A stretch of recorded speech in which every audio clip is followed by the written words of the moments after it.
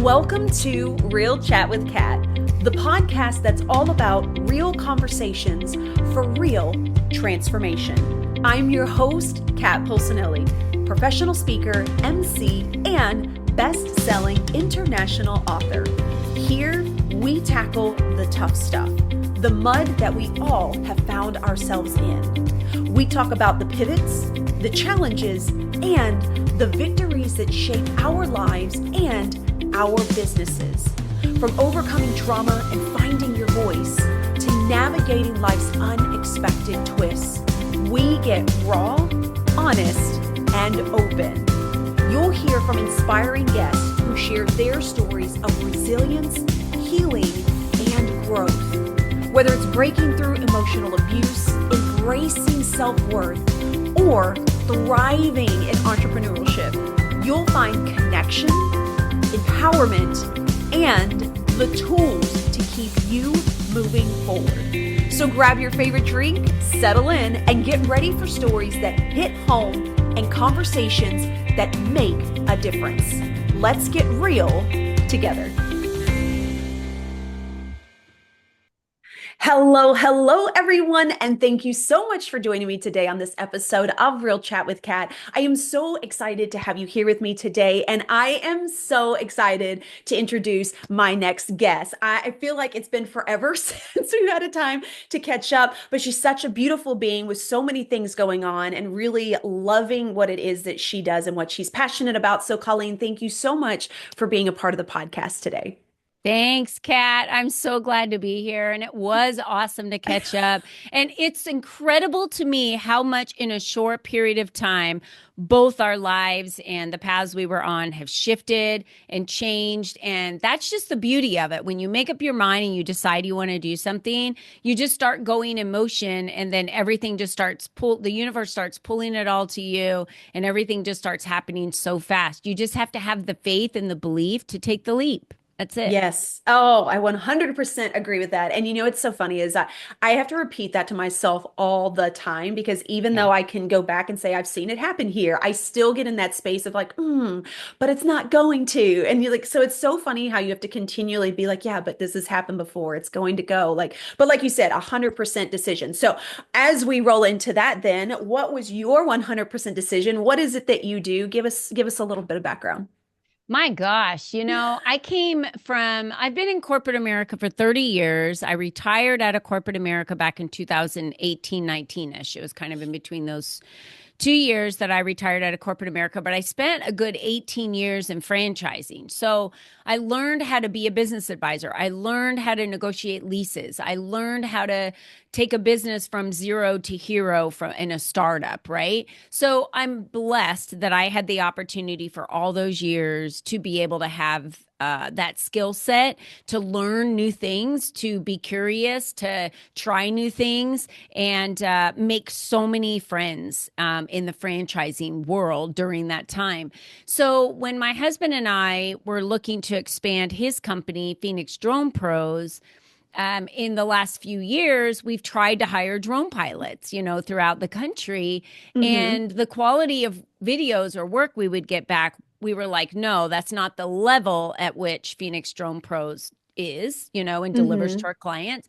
So we couldn't deliver that to our client. And I said, why don't we franchise? So my husband and I, while I was still full-time in my businesses that I built as a business advisor and doing masterminds and retreats and being on stages and doing keynotes and writing books and hosting conferences, all the things I was doing, I'm like, yeah, let me help you franchise this business. And he has never been in franchising, And then along the way, our daughter-in-law is like, hey, there's this business for sale, and we would really love to go into business with you and buy this catering business because it's a pizza catering business. We love pizza. We're like, sure.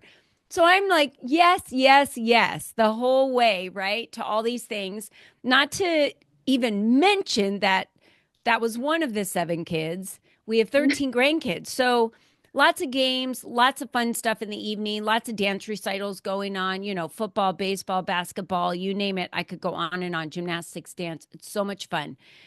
But you're like, how do I do all of this? So I had to make that decision last year that I was going to sell my online community I'd built for 7 years. It was time. Mhm. When I looked at my schedule, I said, what takes up most of my time? And it was this community I had built. And so I prayed and prayed, and the face came to me on who it needed to be. I called her. I'm like, you're not going to believe this. She's like, I do believe you, because I've prayed and prayed about what I need to do Aw. to build a community. And here we go. Like, so that transition happened in November. And then, I do local conferences. So I brought on a partner to take care of powering all of those conferences so I can just be the face of the conference, which takes all the responsibility and all the time off of my back. So this year, the decision I made was I'm going to do two things. I am going to sell franchises for our business, and I am going to make sure every wedding planner and every wedding venue local knows who Beyond Basil Mobile Pizzeria is. That's my goal, because both of these companies are local in Arizona, and I've Okay. worked nationally and internationally for so long. So now with Phoenix Drone Pros, we're selling franchises across the United States. And for Beyond Basil, I always say I'm just going to Colleenify it, which is my name. I'm just going to go do my magic and do my thing, which is relationship building. That's just what I Hmm. do really, really well. So I'm meeting commercial real estate brokers locally. I'm meeting venues, and going and doing tours. Like one day I'm, in a Phoenix Drone Pros business. The other day I'm, in the wedding industry. It's hilarious. But I made those two decisions. And when we make the two decisions, or the decision like you did on your shift, when you make it, you've got to like burn the boats on the other things. So I can't keep Mm. holding on to all this stuff. And I have had four different individuals come to me asking me, are you taking clients? Are you taking clients? And immediately I couldn't believe it. I paused and I looked at them and I said, no, I'm not. It's a distraction. And I was like, why would I say that? But it is a distraction. It's a distraction from the two goals that I have set for the year. Hmm. And I can't just take on clients, because then my whole schedule gets filled with the deliverables for a client in startup or scaling. And then I'm Yeah. not able to really focus on where I need to focus. So, when you just kind of put all your eggs in a couple baskets and you burn every boat from the Think and Grow Rich book, Napoleon Hill, then you have to win, because the only other option is defeat. Hmm. And that is the long story on how I made the two decisions, but it wouldn't have made sense if I would have just started at the end. Right. So I had to explain all the other details. No, I think it's wonderful. And I love the backstory to it because I feel like it fills in the holes for people who generally, especially online nowadays, we tend to hear like, I was $2 million in debt, but this is where I'm at today. And look at all the, like, we're missing all of the pieces and components in the middle, Yeah. which is always the questions that people are asking, right? How did you decide to do that? What made you decide to do this? Well, why aren't you doing this anymore? Like, there's that huge gap of in between that everybody's trying to wrap their head around to figure Yeah. out how they get to where this person is now that they're Yeah. listening to. It's And scary. it is, and we forget to share that. I mean, Yeah. I don't know for you, but like when you decided like this is it, Yeah. this is what I'm gonna do, was it, something that you like really had to sit down and be like, this makes sense, this doesn't, or was it more of like a feeling of I know where I want to go, right? And like I want to take it this direction. Like, I feel like I'm being guided or asked to be obedient and step up into these roles with my family businesses. That is very different than I want to step up into these roles. I yeah. loved what I've been doing for the last 7 years. And I went and had a Reiki session actually in December. And she said, you have an immense amount of grief in your body. Mm, And she said, what are you grieving? And I just started crying. And I was like, I am leaving and letting go everything I built. Like blood, sweat, and tears built that yeah. is just like in my soul. And I healed through a lot of that building, because when I had to make the decision to leave corporate America and retire, that wasn't a forced decision. That was my decision. I wasn't asked to leave. I wanted to leave and start my own thing. And I had to go through this same grief of, okay, wait a minute. So what I made in corporate America isn't what I'm worth because now I'm making $0. So am I worth nothing? Mm, There was a big identity crisis that I went through from being the top dog and the awesome producer and this person that, gets awards to zero. And you have to build it from scratch. And it's scary. It's like the reason why I love franchising so much because you're alone when you're building a business on your own, like as an entrepreneur, alone, yeah. unless you decide to bring people around you. And that was why I built the community. It was like, and I reference God a lot because that's really kind of everyone has their thing. For me, that is it for me, and I feel it. And I was asked to build this community for women, and I was like, working with women really isn't what I love to do. And so I was again being obedient, but it was a tough start. Hmm. And I felt defeated a lot. There were months where I really felt defeated. And, a year in, and I would get a phone call from someone, and it was like they were an angel or something. I can't explain it, but they would tell me everything I needed to hear. And you were like, okay, I need to keep going because that was a message, like a true message. No matter what, no one is immune to this, Kat. You know that when we make decisions, we still feel the grief, we still feel the Yeah. fear, we still feel the uncertainty because what I was doing before that I had built, I had created my own certainty. I had created my own kind of reality of I know if I do this, this will happen. And so I was very comfortable in knowing how to generate income and build the business and what to do and how to fill a seat and whatever. It Hmm. was easy. So it's like, okay, I got to shift gears, and it's scary because there are days when you feel like you can't make it happen. And there are days when you feel like you're going to fail. And there are days when you just don't feel like it's the right path. And maybe I made a huge mistake. And when I went through a Hmm. divorce, everyone goes through that after they go through a divorce. Did I make the right decision? Should we have gotten divorced? Shoulda, coulda, woulda. There's that Yeah. whole kind of, we all go through it at some point when you make a big life changing decision, and careers and businesses are big life changing decisions, just like marriages and children are. It's just in a different world, right? When we're talking about careers and business versus, family and children. So yeah, I think those are the in between spaces that no one wants to talk about, and I'll talk about it all day long because it's why I keep people around me. It's why I learn. It's why I keep my ears open. It's why I need resources and I'm not afraid to say I don't know that. Hmm. I don't know that. I need a legal team around me to teach me this because that I don't know that. And I don't want to know that. I'm not going to go pick up a book and try and learn something Right. that someone else can do for me Yeah. and they've been doing it for, centuries or whatever, decades.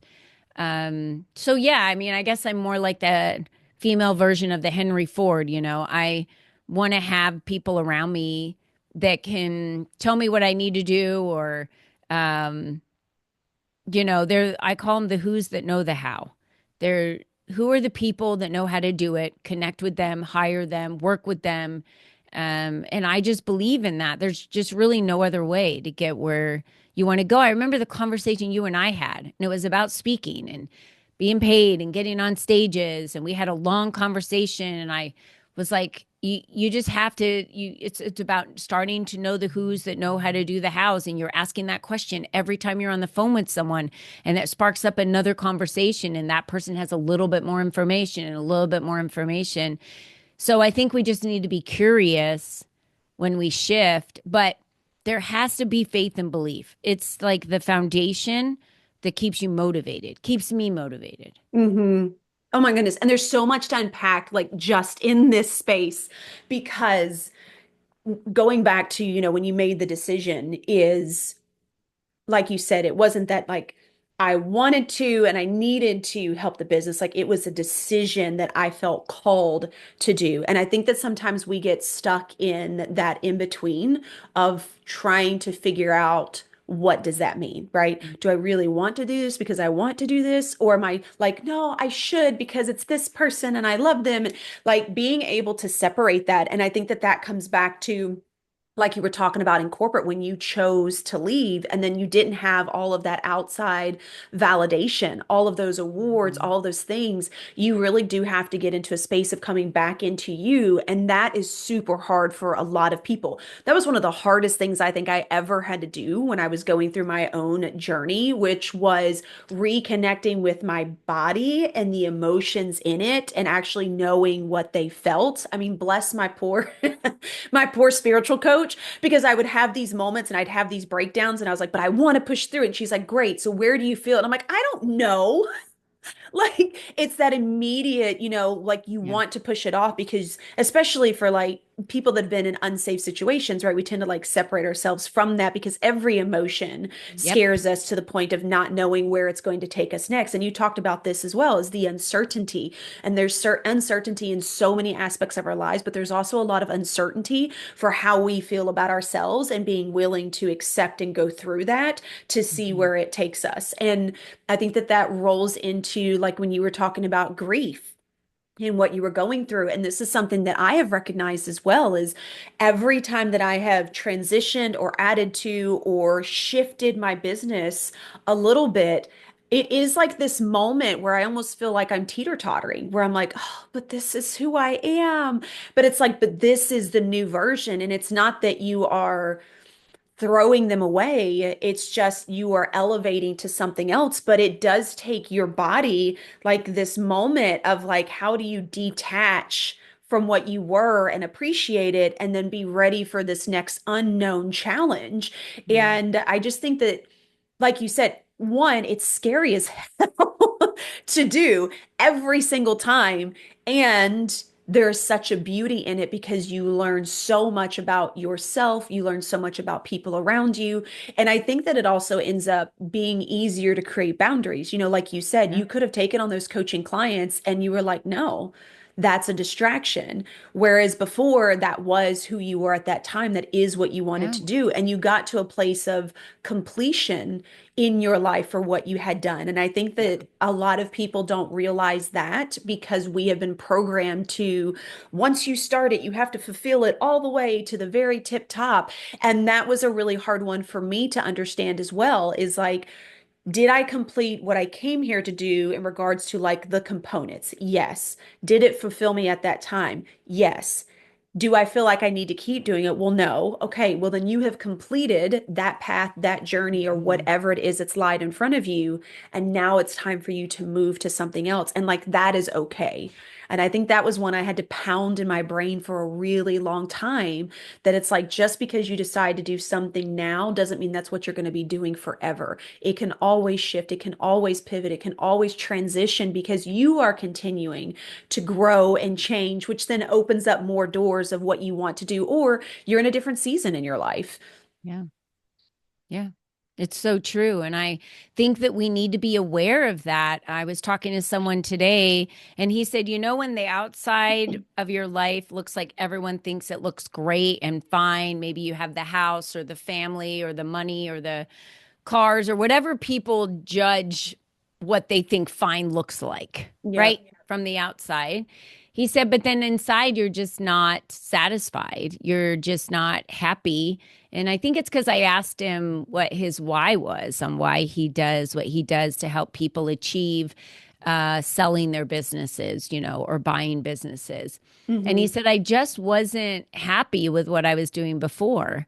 And, but he said, now working with mergers and acquisitions, and I see these business owners that everything they are is really tied up in their businesses, and their net worth is tied up in their businesses. They've put hard work and blood, sweat, and tears, and they've become like this kind of focal point for maybe their community or whatever it is. And, it's such a satisfaction to be able to see them get what they deserve out of a business, and be happy with that acquisition or a merger or to be able to retire.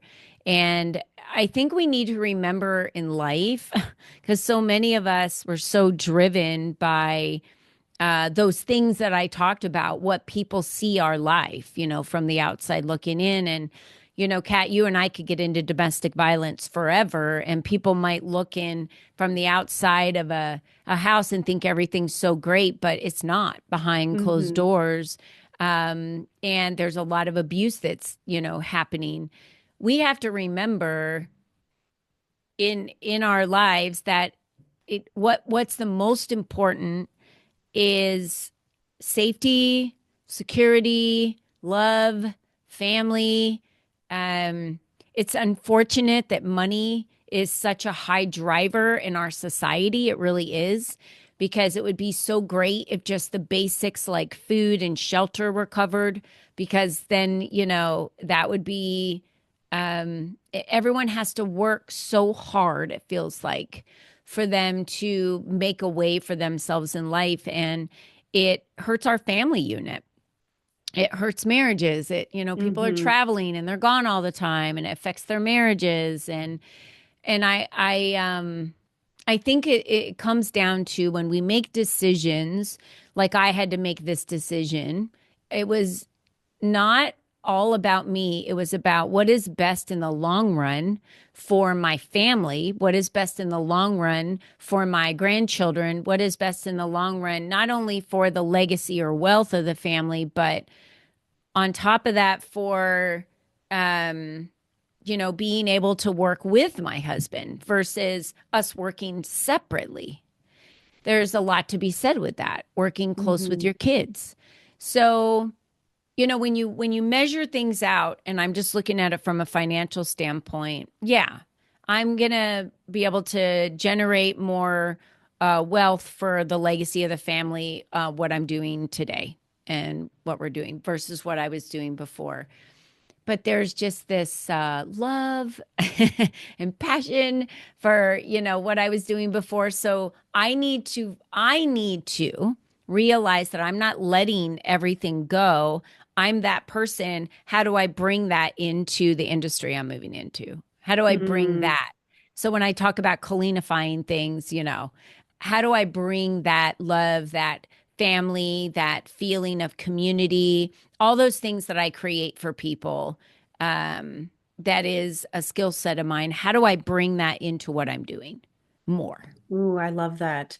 And I love that, there's this embodiment of who you have kind of always been and what you have Mm. always done, and using that as a way to pivot into where you're at now and fully embodying that into just like who you are at your core.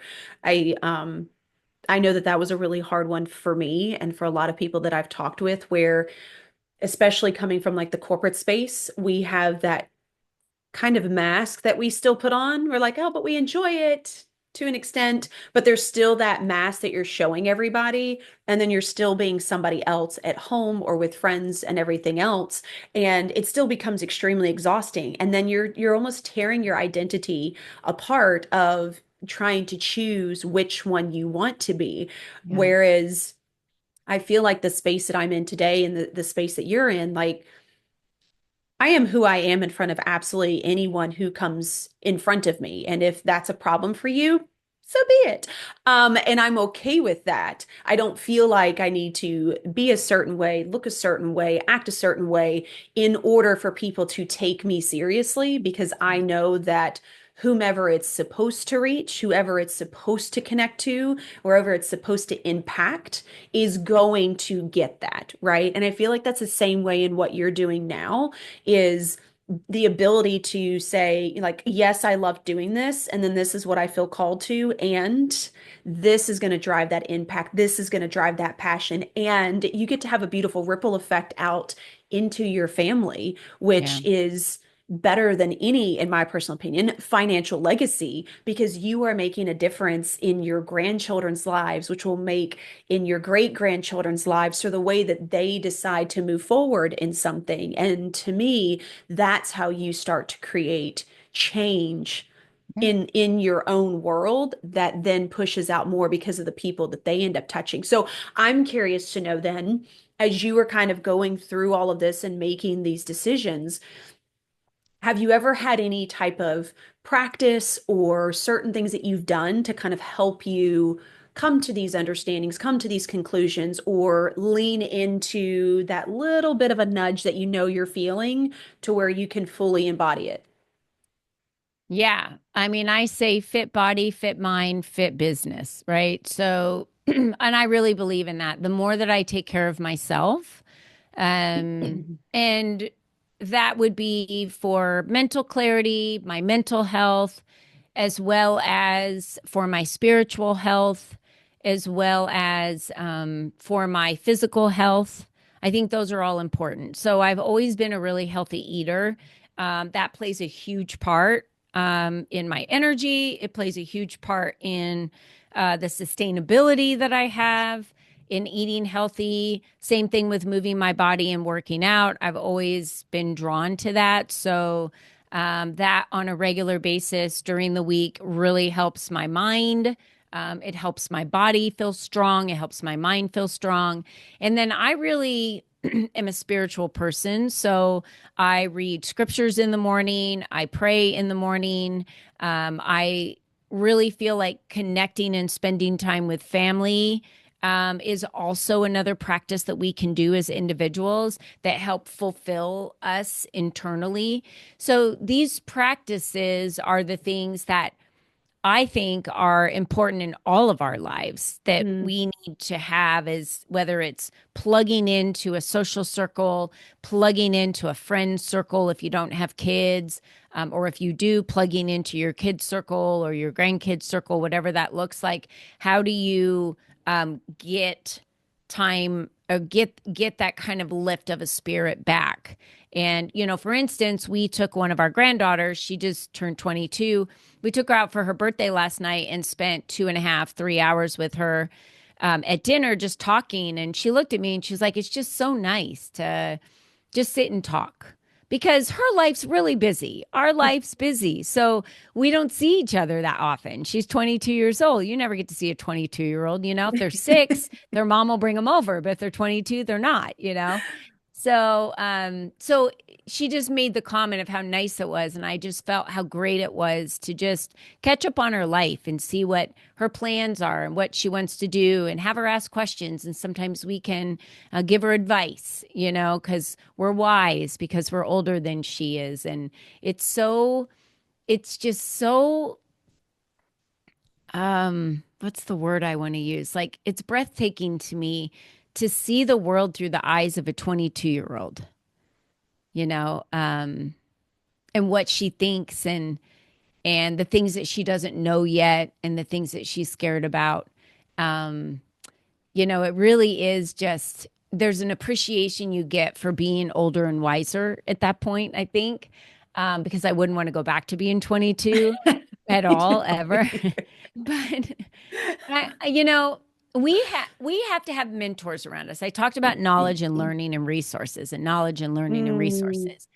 You have to constantly have the tools around you for whatever it is that you have that's different than someone else, I say. So if a doctor wants to label you ADHD, fine. I'm not a labeler. So if they want to label you and that's good for you, awesome.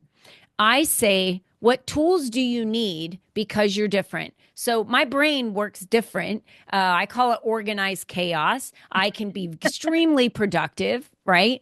yep. But I can get very distracted. But I can be extreme, and that being distracted also means that then I'll go over here and be extremely productive before I come back over here. So it's this organized chaos that gets wrapped up in this beautiful bow at the end of the day. I have to have tools to support the way my brain works. So I use a calendar. That's my main tool.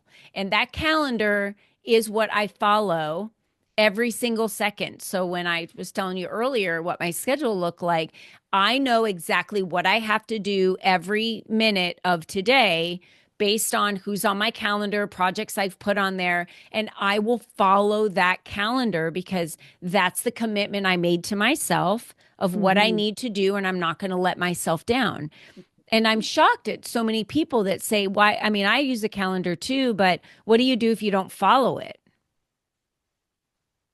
And I'm like, well, I don't know how to answer you because why would you let yourself down like that? I just don't even understand why you would do that. Now, if you are like hungry and need to grab something to eat, or someone comes to your door, or you are a headache, you have a headache coming on and you get a migraine, or you need to go lay down for a few hours and change your schedule, there's nothing wrong with that. You move things around based on what you need to do in your environment, but you still made a commitment to yourself. So to not do something when you committed it to yourself, I guess I have a hard time understanding why that would be okay or acceptable to anyone, because your self-worth should be worth more than that, than you Mm. just not doing that. And it's not that I'm talking about self-worth, meaning I have all these self-care things planned for myself today. Self-worth is I'm going to hold myself accountable and I'm going to commit to something, and then I'm going to follow through on that commitment to me because I'm worth it.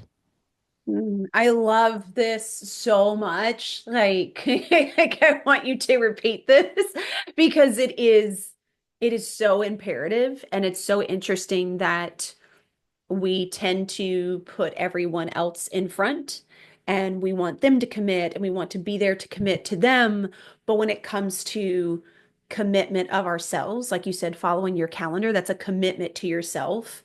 We don't think of it as that. We're just like, oh, it's fine. I'll just move it. I can get it done later. And you're right. We really are beating down our own self-worth. And then we wonder why, when something we really wanted to do gets in front of us and we're like, I really wanted to do it, but I had all these other things. Like, you start to make excuses, and it is because you've inevitably built a pattern of how you will then show up for yourself. I thank you so much for bringing this up, because I struggled with that for a really long time, that what I say to myself is what I am going to do. And I had a really hard time with putting those two things together. I was like, I mean, I love myself.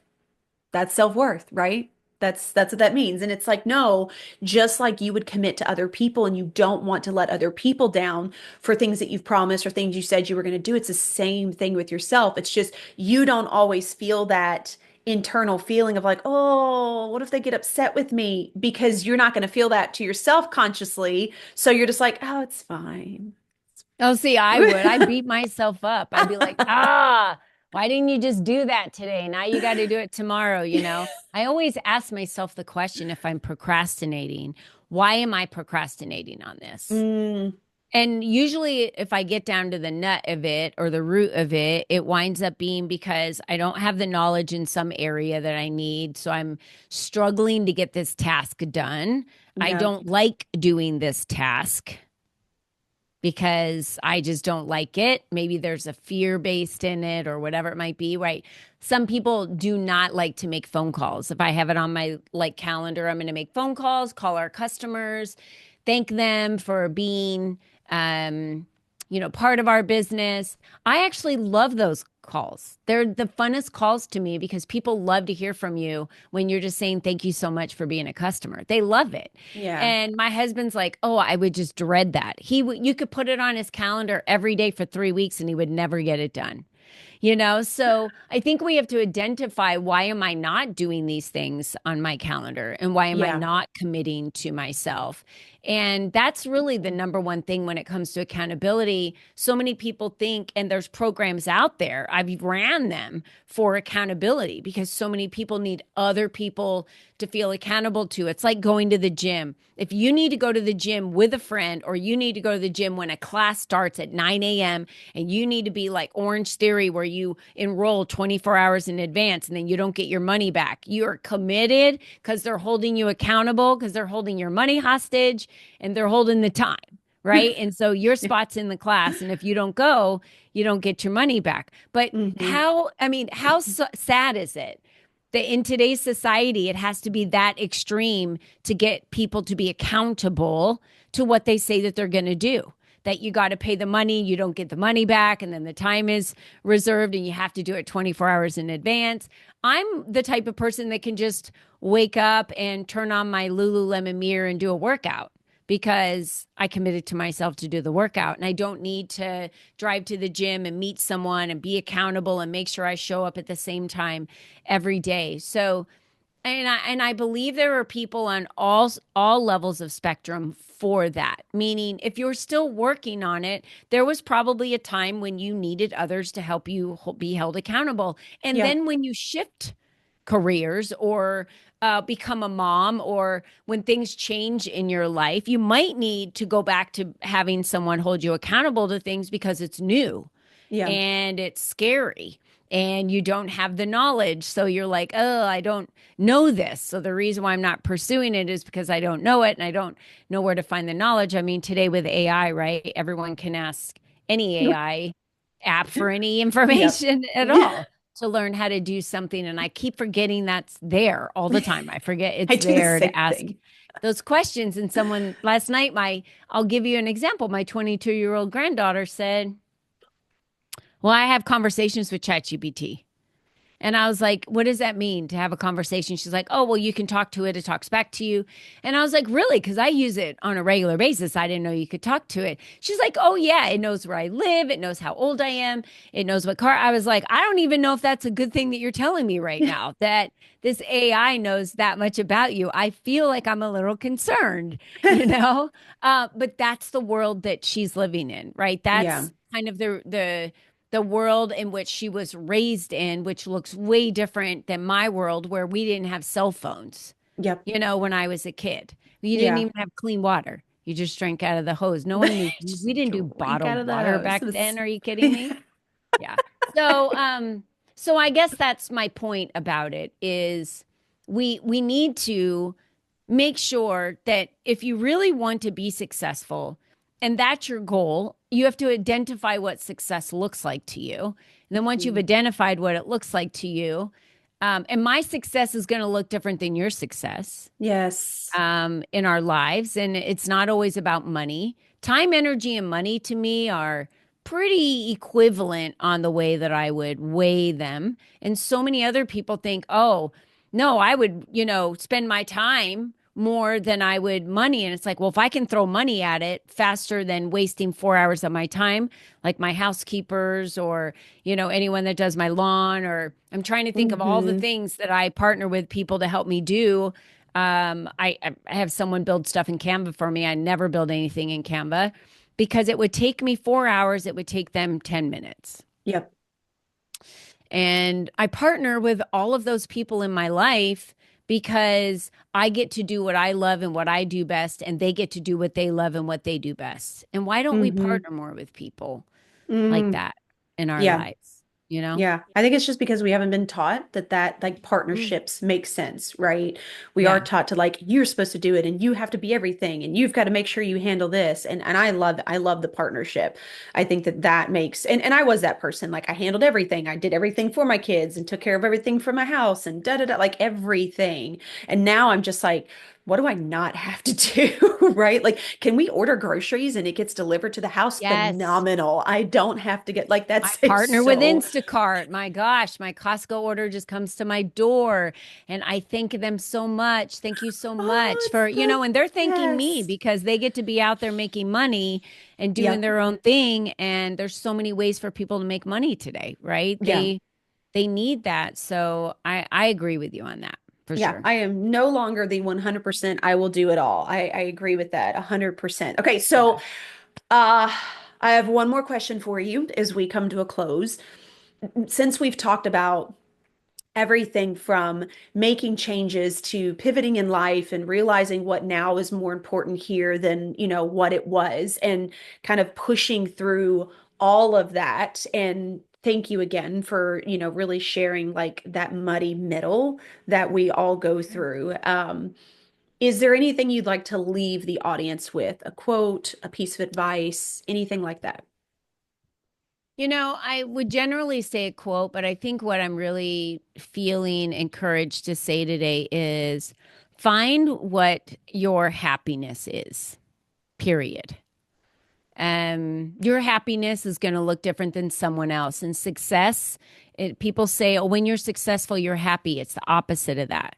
When you're happy, you can be successful in being a mother, in being a grandmother, in being a business owner, whatever it is that you're doing, find your happiness. Start there.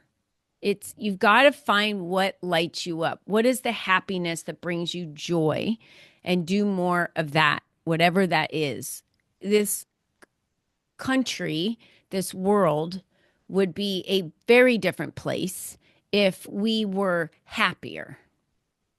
Yeah. People were happier. It really would be, because they would be kinder to everyone else.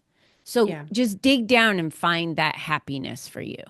I love that. I think that's so pertinent on so many levels, whether it's in your work, whether it's in your family life, your friend life, your relationships. Like, I love that. Find your happy. Oh, thank you, Colleen, so much. Thank you, Kat. This is fun. Yeah, thank you. I appreciate the deep dive. I appreciate the insight, and like I said, just sharing personally where you've come from, how you've pivoted, and the thought patterns that you have, because I think that we forget that we actually think a lot more similar with each other than what we realize, but it's easier to put ourselves in our own little box and pretend like nobody else would understand how we're feeling. Yeah. So thank you for sharing that so much. Please tell everybody then, before we go, where can they find you? How can they connect with you? I know that you've got a book, you've got some events going on. Tell us all the So things. much stuff going on. So the best way to connect with me is colleenbiggs.net. That's the best way. You can Google me, Colleen Biggs. I'll be everywhere, and you can click on those links. But colleenbiggs.net is the best place to find me. I would love for you to follow me on Instagram at Colleen Biggs. And that's a place where I post pretty much my entire life. So you can follow me there too. Love it. Thank you so much again for being a part of the podcast today, Colleen. To everybody else out there, I hope that not only did you learn something from this, but there's also a sense of connection and understanding that regardless of where you are at in your journey, whether you feel like you're beginning, like you're in the middle, or like you have already made it, there are still going to be things that you go through. There are still going to be thought patterns, things that you need to let go of, grieving of who you used to be. Anything that you are hearing today is not something that you experience once, you've lived it, and then you move on. There are so many components to this that I am learning are a repetitive process, and it does become a piece of who you are as you continue to grow. So lean into that uncomfortability, lean into that unknown, and understand that it's not there to hurt you. It is there to help you as you continue on your growth. So until next time, do one thing positive for someone each and every day, and see the difference that it makes in your life. Catch you later.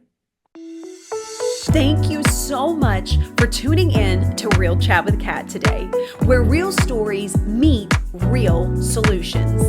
If you love today's episode, don't forget to subscribe, leave us a review on Apple, and share this with someone who may also need to hear this as well. Let's also keep the conversation going. Follow me on socials at The Lotus Effect, connect with our incredible guests, and remember, you are never alone. Your story matters, and you have the ability and the power to rewrite it. You always have a choice. Until next time, stay strong, stay inspired, and keep showing up as the incredible, unstoppable